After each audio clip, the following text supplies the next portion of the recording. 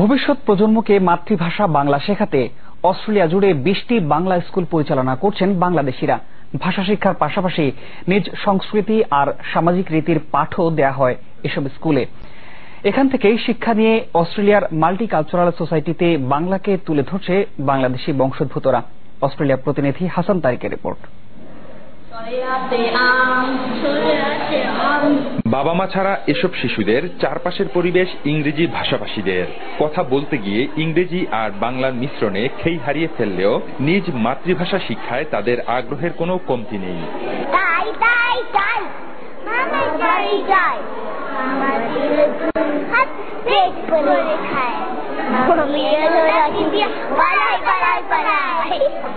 বর্ণশিক্ষা, যুক্তাক্ষর, শব্দ গঠন ও বাংলা পড়তে পারা এ 4 পাঠ্যক্রমেই আগামী প্রজন্মকে বাংলা ভাষা শিখিয়ে আসছে ওয়েস্টার্ন রিজিয়ন বাংলা স্কুল। পাশাপাশি ধর্ম শিক্ষা সহ বাংলাদেশের স্বাধীনতার ইতিহাস আর সাধারণ জ্ঞানও শিক্ষা দেয়া হয়।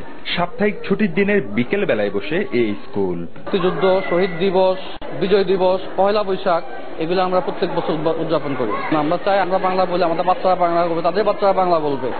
অস্ট্রেলিয়ার ডিপার্টমেন্ট অফ এডুকেশনের অর্থায়নেই পরিচালিত হচ্ছে বাংলা স্কুলগুলো। নামমাত্র পারিশ্রমিকে অনেকটা দায়বদ্ধতা থেকেই স্কুলে শিক্ষকতা করছেন বাংলাদেশিরা।